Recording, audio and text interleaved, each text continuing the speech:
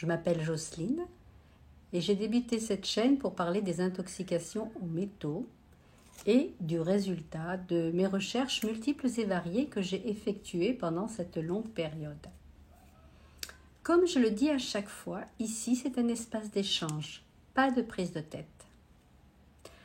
Aujourd'hui, je vais vous parler de la maladie de Minamata. Encore une autre maladie, me direz-vous. Et c'est quoi cette fois-ci?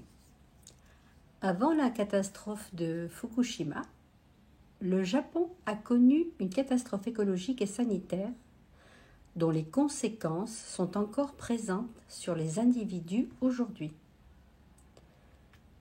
Cette maladie est apparue au Japon vers les années 1956. À cette époque, des médecins ont constaté d'abord une anomalie dans le comportement des chats. Ils se mettaient à tourner en rond dans une danse folle. Ils avaient une salivation excessive, ils convulsaient et ils mouraient. De plus en plus de chats sont affectés par cette anomalie. Les médecins donnent l'alerte. Ce n'est pas normal. Au départ, ils ont appelé cette nouvelle maladie la maladie du chat qui danse. Ensuite, on voit des poissons qui remontent à la surface, le ventre à l'air, morts. On observe même des malformations chez ces poissons. Puis ce sont les oiseaux qui se nourrissaient des poissons qui tombent d'un coup, en plein vol, morts. Enfin, cette anomalie a rapidement atteint les hommes. Et en premier lieu, on l'observe chez les pêcheurs et leurs familles, et puis leur entourage proche. Leurs symptômes apparents, perte du langage, perte de la vue, de l'ouïe, des mouvements complètement désordonnés et des convulsions, et souvent décès. Devant le nombre élevé de personnes atteintes et de décès, les scientifiques font des recherches, ils enquêtent. Ils s'aperçoivent que ce sont les poissons qu'ils mangent qui contiennent une grande quantité de mercure. N'oublions pas que nous sommes en 1956. Il n'y a pas encore toutes ces informations que nous avons aujourd'hui à ce sujet.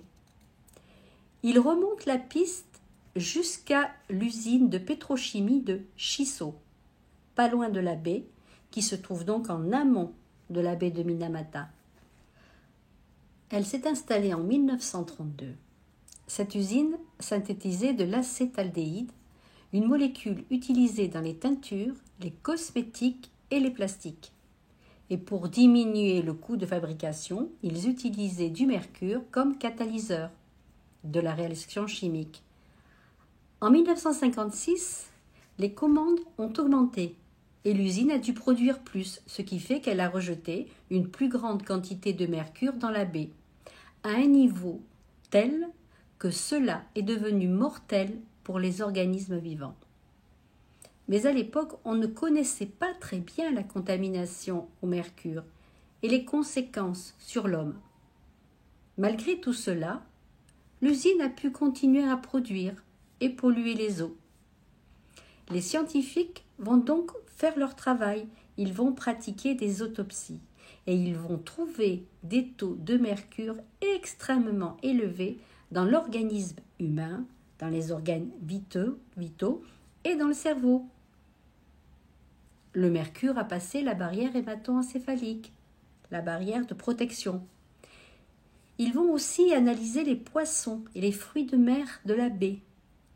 Et là, ils vont également trouver des taux anormalement élevés de mercure.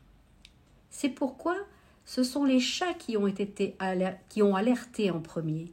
Ils venaient grappiller du poisson à l'arrivée des chalutiers et les pêcheurs leur donnaient pas mal de restes de poissons. Mais en l'absence de certitude, le ministère de la Santé a refusé d'intervenir. L'usine était très importante pour la région. Elle employait beaucoup de locaux et les propriétaires sont des personnes influentes.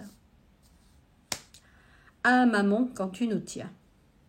Le propriétaire de l'usine va demander au médecin responsable de l'hôpital de Chisso de faire ses propres expériences chez les chats, puisqu'il y en avait en grande quantité et qu'ils semblaient avoir manifesté les symptômes en premier.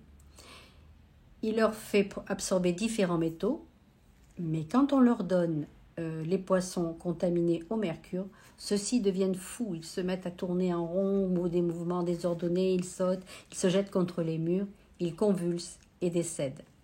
Devant ce résultat, le propriétaire fait arrêter l'expérience et tout va rester secret. En 1966, les connaissances sur les contaminations des métaux étaient plus avancées. Le mercure, une fois dans la mer, est transformé en méthylmercure grâce à une bactérie, et c'est la forme la plus grave du mercure pour tout organisme vivant. En 1968, la responsabilité de l'usine de ces rejets a donc été admise et l'usine a été fermée.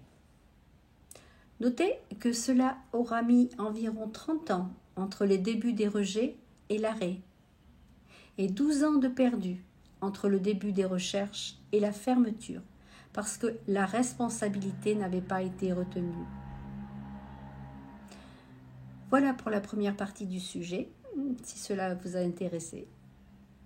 Pensez à liker, à vous abonner et peut-être à partager. Un grand merci, à bientôt. La suite dans la prochaine vidéo. Merci.